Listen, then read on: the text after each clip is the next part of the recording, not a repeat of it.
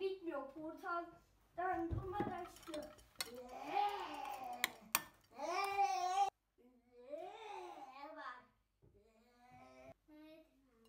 Dur çekiç. Zeynep burayı ben kırıyorum artık senin evini.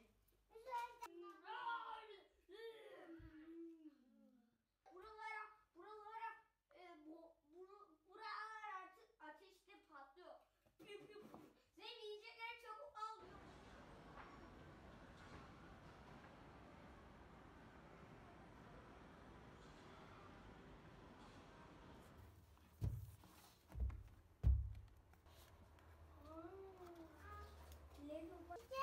Böyle kitaplar. Çok beş.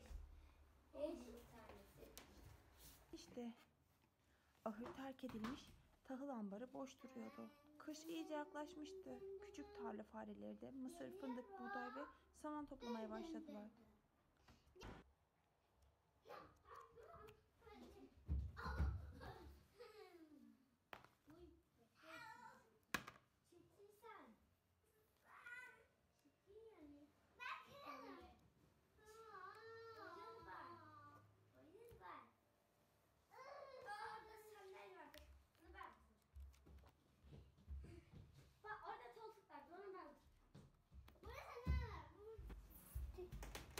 Böyle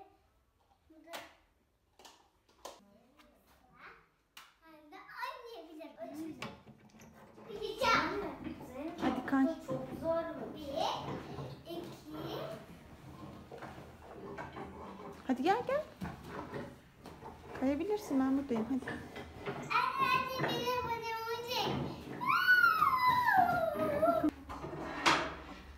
Öyle yere atma. Siyah. Siyah.